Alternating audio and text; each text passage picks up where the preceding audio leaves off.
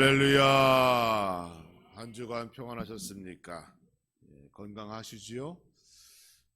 잘 준비하셔서 올해도 풍년의 소망을 이루시고 또 잘 계획되고 준비되고 기도되어지는 이 1월과 2월 이 겨울 시즌 되어지기를 주님의 이름으로 축원합니다.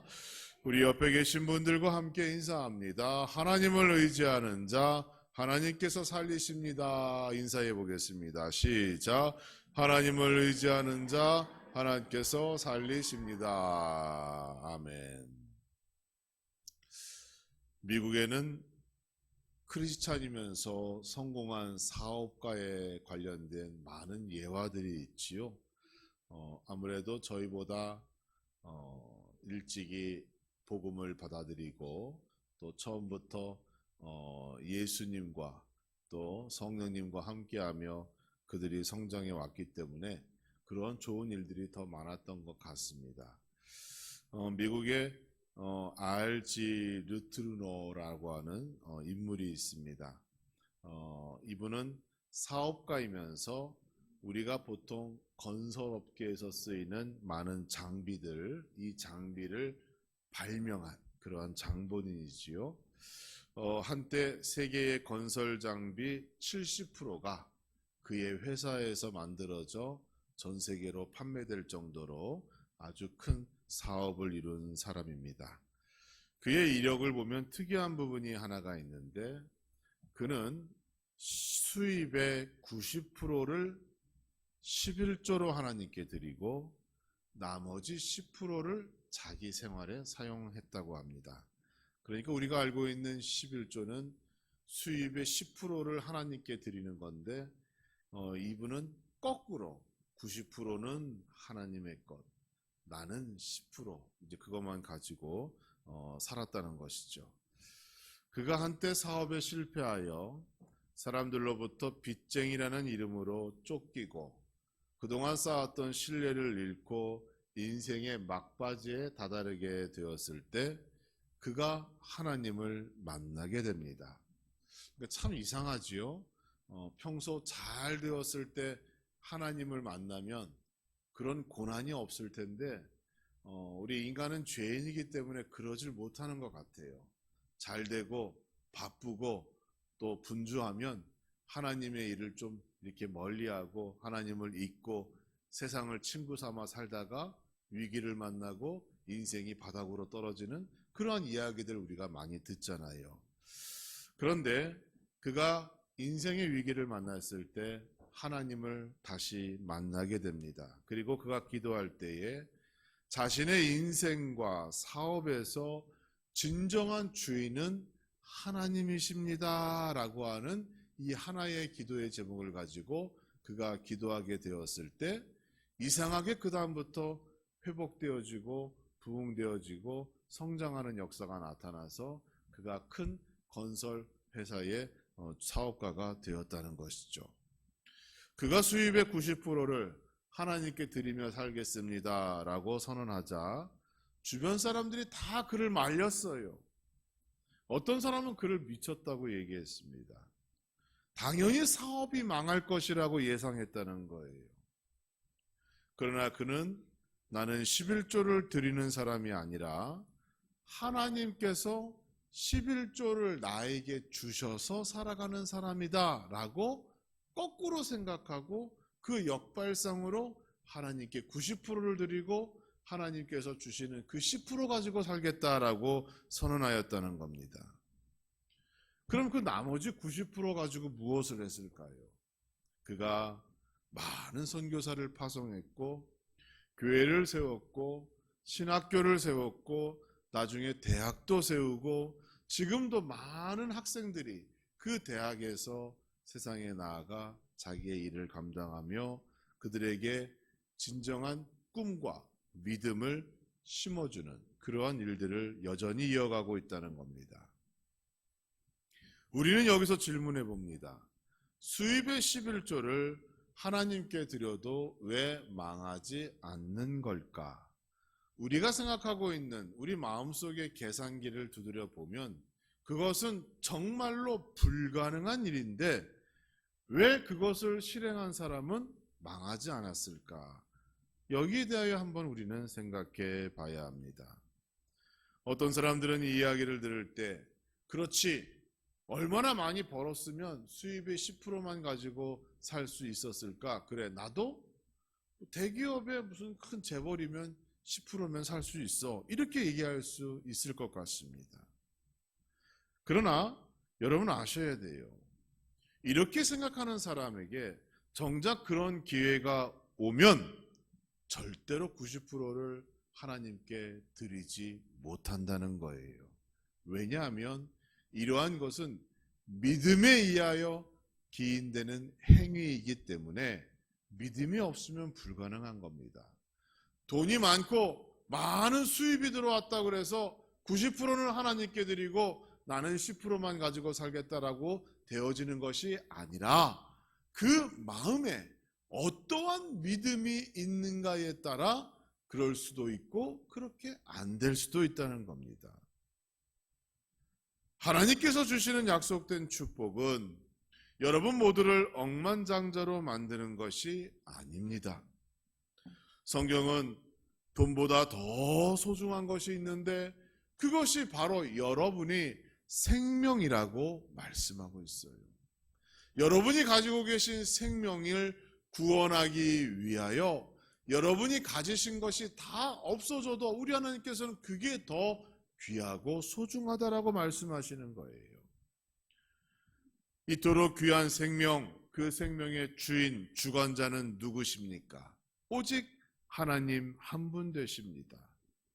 하나님께서 우리에게 물질을 주시는 이유는 우리에게 너희도 부자가 되라 라고 하시는 것이 아니라 그 물질을 통하여 감사하며 모든 생명의 주관자, 인생의 주관자가 누구인가를 우리에게 보여주시고 확신케 하여 주시기 위하여 우리에게 물질을 주시는 거예요. 여러분 그걸 기억하셔야 돼요. 그래서 성경은 우리 성도의 삶을 뭐라고 비유합니까? 청지기와 같다라고 비유하고 있어요. 우리가 하나님께 아무 많은 것을 받아도 또 적은 것을 받는다 할지라도 그것이 나의 것이 아니에요. 하나님의 것이라는 거예요. 그리고 인생을 살며 잠시 내가 그것을 관리하는 거잖아요. 그래서 성경에 보면 달란트의 비유도 있고 문화의 비유도 있고 많은 비유를 통하여 우리 예수님께서 그것을 말씀하고 있는 겁니다. 무엇인가요? 인생의 주인이 누구인지를 명확히 알고 믿는 것에 따라서 그 사람의 인생이 달라지게 된다는 것을 우리에게 말씀하고 있는 겁니다. 여러분, 그 사람이 11조를 90%를 드렸다고 거기에 관심을 가지실 게 아니라 그 사람에게는 나와는 다른 그러한 큰 믿음을 가지고 있었구나. 그리고 그 믿음대로 그가 행했을 때 그의 삶이 그렇게 복된 길을 걸었구나라고 하는 그러한 신앙의 교훈을 우리가 여기서 발견해야 되는 겁니다. 사랑하는 성도 여러분, 우리는 종종 환경이 내 인생을 달라지게 할 것이라고 생각합니다. 환경이 바뀌어지고 달라지면 지금보다 나의 상황이 더 나아질 것이라고 전망하게 됩니다. 예를 들면 이런 것이죠. 내가 도시에 가서 취업하여 일하면 내 수입이 늘어날 것이고 내 인생이 더 윤택하게 될 것이다 라고 생각합니다. 신앙생활도 도시에 가서 신앙생활을 하면 나의 영성이 더 깊어지고 다양한 프로그램들을 통해서 나의 믿음의 수준도 올라갈 것이다 라고 생각할 수 있어요. 정말 그럴까요? 환경이 달라지면 하나님과의 관계도 사람과의 관계도 지금보다 더 좋아지고 내 인생이 행복하며 윤택하게 변화될까요? 불행하게도 이러한 생각을 갖고 있는 한 우리는 결코 행복한 사람이 될 수 없습니다. 왜냐하면 우리의 삶의 기준이 되는 성경은 절대로 이 주장에 동의하지 않고 있기 때문이에요. 오히려 모두가 부러워할 만한 좋은 환경이 더 많은 죄를 불러오고 더 많은 관계를 망치고 더 쉽게 하나님으로부터 멀어지게 한다는 것이 우리 인생사에서 우리가 경험하는 사건이고 사고이고 경험인 겁니다. 성경의 역사를 보세요. 인간은 환경이 좋아지면 하나님의 은혜를 바로 잊어버렸습니다. 우리가 직면하는 환경은 인간의 지식과 경험에서 만들어지고 인간이 이루어낸 문화라는 것이. 문화가 뭡니까? 인간의 행동 양식을 뜻하죠. 그리고 이 문화는 대부분이 인간 자신을 유익하게 만드는 쪽으로 그 인간의 문화가 발전되어져 왔어요. 문화 그러면 여기에 소속되는 게 의식주, 풍습, 종교, 학문, 예술, 제도, 기타 등등이 다 문화에 속하는데 모두가 무엇이에요? 인간을 더 유익하게 만드는 쪽으로 인간의 문화와 역사는 발전해 왔다는 것입니다. 그러다 보니 인간이 강조되어지고 세상의 중심이 되어져요. 어느새 하나님은 저 뒤에 물러서게 됩니다. 하나님이 인간을 택하신 것이 아니라 사람이 신을 선별적으로 택하고 그 종교를 통하여 종교 행위를 벌이는 일이 발생하게 되었다는 거예요. 구약시대에 우상숭배라고 하는 고질적인 문제가 왜 있었습니까? 사람들이 땅을 차지하며 농업을 기본적인 의식주 문제 해결의 방법으로 삼게 되었을 때, 다시 말하여 이스라엘 백성들의 문화가 달라졌죠. 그전에는 목축업을 통하여 이동하는 그러한 삶을 살았던 그들이 가나안 땅에 정착하며 이제 농사를 짓는 것으로 문화가 달라지게 되었어요. 그들의 문화가 농사를 잘 짓는 기술, 물을 관리하고 효율적으로 사용하는 방법 등등으로 변화되게 되었다는 거예요. 그러니까 그들에게는 하늘에서 비가 내리지 않으면 농사를 지을 수 없구나. 그러면 하늘에서 비를 내리게 하는 방법은 무엇일까 고민하던 끝에 그들이 만든 게 뭐예요? 비를 관장하는 신을 만들고 농사를 풍년으로 이끄는 신을 만들고 나일강과 같은 그런 자연의 어떤 신성을 부여하여 그것을 섬김으로 인하여 자신들의 삶이 윤택해지기를 점점 더 원했다는 것이에요. 그들의 삶이 윤택해지고 문화가 발전하고 그들의 삶이 좋아질수록 하나님은 잊어지게 되었다는 것이 인류의 역사에 공통적으로 나타나는 사상입니다. 환경이 좋아지자 인간은 더 쉽고 더 당연하게 죄를 접하게 되었습니다. 우리의 믿음은 결코 환경으로 인하여 이루어지는 것이 아니에요. 좋은 환경에서 좋은 믿음이 나타난다고요? 그렇지 않습니다. 성경은 오히려 그 반대를 말하고 있어요.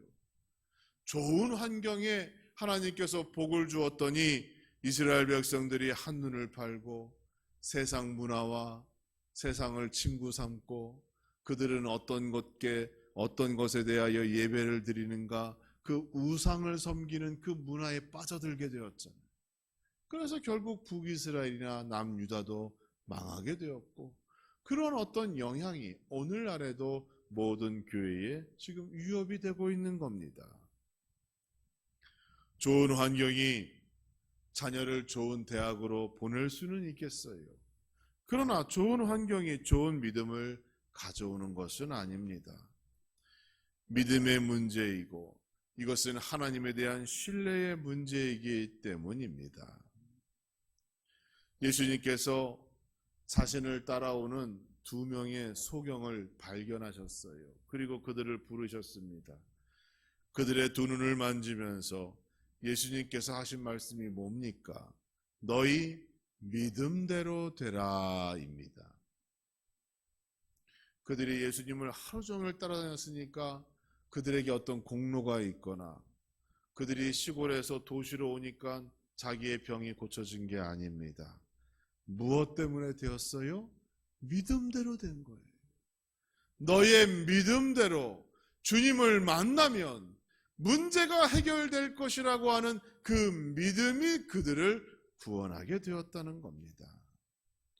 그러자 성경을 보니 그들의 눈이 밝아졌다고 기록하고 있습니다. 눈이 밝아졌다는 것은 세상을 보게 되었다라는 의미도 있지만 하나님을 제대로 알게 되었다는 영적인 의미도 있어요. 자신에게 믿음이 생기고 그 믿음을 통하여 영안이 열리고 하나님을 보게 되었다는 거예요. 그들의 인생이 영적으로나 육적으로나 행복하고 복된 인생을 살다는 것은 두말할 나위가 없죠. 의심할 필요가 없습니다.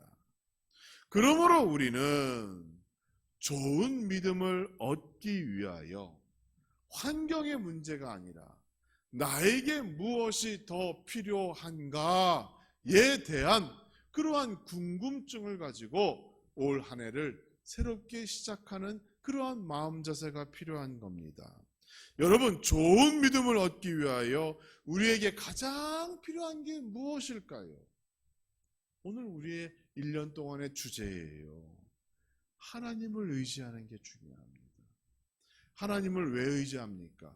하나님을 믿고 신뢰하기 때문에 의지하잖아요. 성경을 보면 많은 인물들이 이 주장을 뒷받침하는 증거들이 있어요. 요셉의 삶을 한번 보겠습니다. 그는 어릴 적에 형제들에 의하여 배신을 당하고 상인에게 팔렸어요. 그리고 그는 애굽의 총리가 되었어요. 이게 우리가 기억하는 요셉에 대한 전체적인 이야기의 핵심입니다. 두 가지 사건만을 보통 기억하더라고요. 요셉 그러면 형제들에게 배신당하고 노예 상인에게 팔렸고, 그리고 요셉이 나중에 애굽의 총리가 되었고, 우리가 여기까지만 기억하고 있다는 것이죠. 그러나 여러분, 우리가 요셉의 삶을 살펴볼 때에 반드시 확인하고 짚어보아야 할 부분이 있습니다. 요셉의 인생에서 보여준 그 인생의 반전은 자수성가의 반전이 아닙니다. 즉, 형제들에게 버림받은 자신의 인생을 극복하기 위하여 그가 엄청난 노력을 했고, 그 노력의 결과로 애굽의 총리의 높은 자리에까지 올랐더라라고 하는 반전이 아니라는 거예요. 창세기 39장 2절의 말씀을 보시면 여호와께서 요셉과 함께 하심으로 그가 형통한 자가 되어 그의 주인 애굽 사람의 집에 있으니 라고 기록합니다.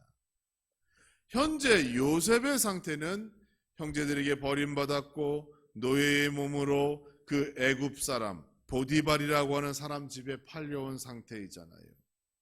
보디발은 바로의 신하 친위대장이라고 되어져 있는데, 사실 애굽을 우리가 연구하는 학자들의 말에 의하면 그런 직분이 없대요. 그러면 보디발은 과연 어떠한 직분을 가진 자였느냐? 대부분의 사람들이 보디발이 환관이었을 것이다 라고 추측을 합니다. 그렇다면 요셉은 환관 보디발의 집에 팔려온 상태예요. 애굽 왕실의 권력을 그대로 가진 환경에 요셉이 놓이게 된 것이고, 사람들의 눈에 보면은 그 환경이 어떻고 저렇고 얘기할 수 있으나 사실 요셉의 입장에서는 하나님을 만나기 어려운 환경에 처해져 있게 된 겁니다. 아내와 자식이 있는 환관이 당시에 있었죠. 중국에도 있었고, 또 그래서 환관의 아내였던 그 여자의 유혹이 얼마나 심했을까라고 하는 상상도 가능하게 됩니다. 그러니까 요셉이 전혀 하나님을 만날 수 없는, 찾을 수 없는 환경에 그가 놓여져 있다는 것이에요. 그런데 성경은 뭐라고 얘기합니까? 하나님께서 요셉과 함께 계셨다라고 얘기하고 있어요. 하나님과 동행하던 요셉은 이로 말미암아 애굽의 총리가 되었고, 이는 개인의 성공에 국한되지 않고 훗날 이스라엘 민족을 큰 민족으로 이루는 계기가 되어지는 겁니다. 여러분 말씀을 잘 보세요. 요셉이 하나님과 함께 하였다가 아닙니다.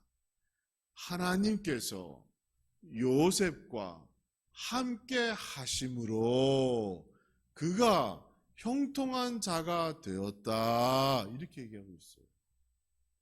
환경은 전혀 관계가 없어요.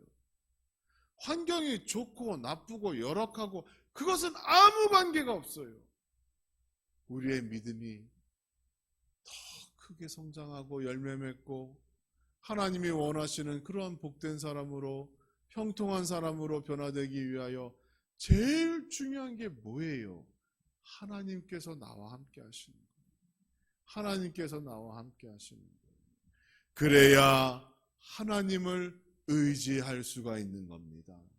그래서 그때부터 요셉이 하나님을 의지하여 꿈을 해석하고 여러 가지 문제를 해결하고 생명을 구원하고, 그리고 아버지와 자기 형제들을 초청하여 그곳에서 이스라엘 민족 12지파의 키트를 마련하는 역사를 이루게 되는 거잖아요.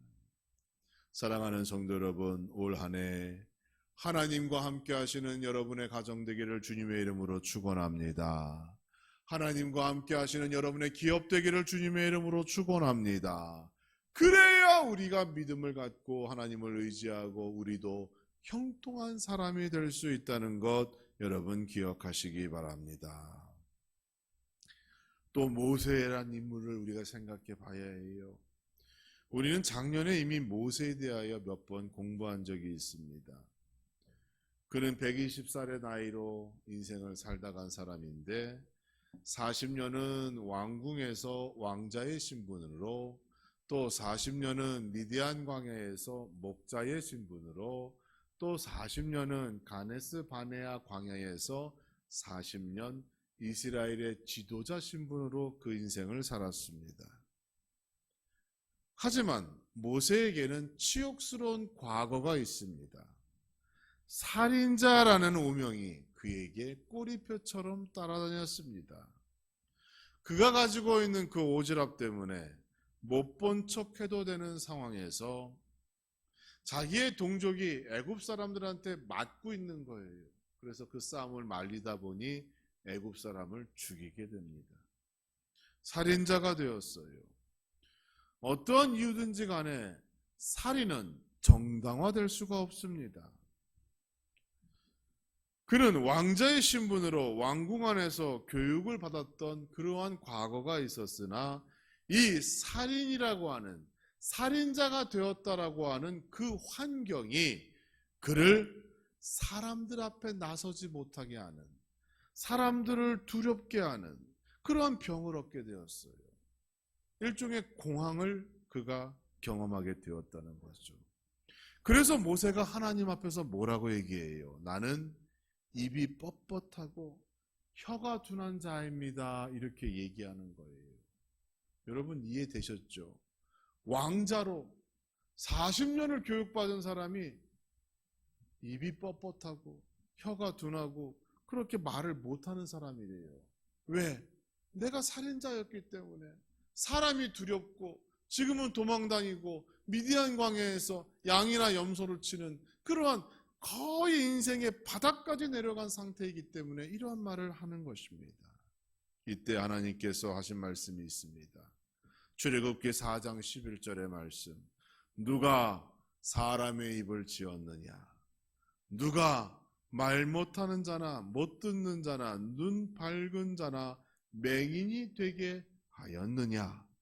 나 여호와가 아니냐라고 얘기하시면서 하나님을 의지하고 하나님을 믿고 하나님을 신뢰하면 그 문제는 제약이 되지 않는다는 것을 분명히 말씀하시는 겁니다.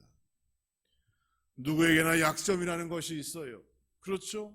여러분 모두에게 약점이 있을 겁니다. 누구에게나 숨기고 싶은 인생의 비밀 한두 가지가 있고 말하고 싶지 않은 우리의 과거가 있는 거예요. 그러나 하나님께서는 여러분에게 그것을 문제시 삼지 않습니다. 왜? 이미 예수 그리스도로 말미암아 죄 용서를 받았기 때문에 그렇습니다. 하나님께서는 살인자 모세를 위대한 이스라엘의 지도자로 세우셨어요. 그가 호렙산에서 불타는 떨기나무 가운데 하나님을 만나게 되었을 때, 그리고 그 거룩한 땅에서 신을 벗으라고 말하여 그가 순종하였을 때 이미 그의 모든 죄가 용서함 받게 된 것이에요. 무엇을 말하고 있습니까? 우리 하나님께서는 나의 믿음 그 이전과 이후의 삶이 완전히 달라진다는 것을 우리에게 말씀하고 있어요. 하나님을 모를 때 죄는 반드시 그 책임을 물어야 하지만 하나님을 만난 후 죄 용서를 받은 후에는, 하나님에 대한 믿음과 신뢰가 생긴 후에는 이제는 그 죄의 올무에서 벗어나게 되는 것이고 거듭나게 되는 것이고 새 사람으로 새로운 인생을 살아가게 되는 것이 하나님을 의지할 수 있는 자격을 얻게 된 것이에요. 그래서 하나님께서 출애굽기 3장 12절에 이렇게 얘기하십니다. 하나님이 이르시되 내가 반드시 너와 함께 있으리라. 모세에게 하신 말씀이에요. 살인자 모세에게 위대한 지도자가 되기까지 모세에게 어떠한 공로와 어떠한 수고가 있는 것이 아니었습니다. 그러나 하나님께서는 그를 만나주셨고 용서하셨고 약속하셨어요. 내가 반드시 너와 함께 있으리라. 모세도 요셉과 같이 하나님께서 동행하여 주셨습니다. 함께하여 주신다고 약속하셨어요. 평생을 나를 의지할 수 있도록 하나님께서 역사하시고 하나님께서 은혜 베풀어 주신 겁니다. 사랑하는 성도 여러분, 우리의 믿음은 환경의 영향을 받지 않습니다. 기독교의 믿음은 예수 그리스도의 대속적 죽음 위에 세워진 믿음입니다. 세상이 말하는 믿음과 다른 것이에요. 하나님께서 자신의 아들을 희생시키며 우리에게 믿음을 주신 것이에요. 우리에게 필요한 것은 환경의 변화가 아닙니다. 더 나은 세상과 사회가 되어야 좋은 믿음을 얻을 수 있는 것이 아닙니다. 우리는 환경을 떠나서 하나님을 의지하고 하나님과 함께하고 하나님과 동행하는 삶으로 결단할 때 우리 안에 놀라운 기적의 역사가 시작되어진다는 것을 여러분 기억하시고, 올해 이 믿음을 가지고 하나님만을 의지하시고 참된 기적의 주인공이 되는 여러분 모두가 되기를 주님의 이름으로 축원합니다.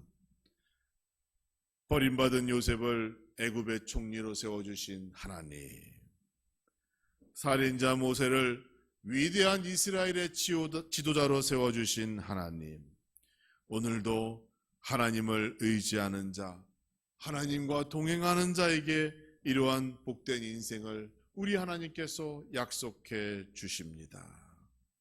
올 한해 더욱 하나님을 의지하시고 여러분이 지금 가지고 있는 모든 그런 환경의 문제 다 털어내시고 전능하시고 우리의 창조주 되시는 하나님만을 의지하고 바라보며 올 한해도 여러분이 성공하고 승리하고 여러분의 기도의 제목, 마음의 소원, 무엇보다 성경에 기록된 약속된 축복의 주인공이 되어지는 여러분 모두가 되기를 간절히 주님의 이름으로 축원합니다.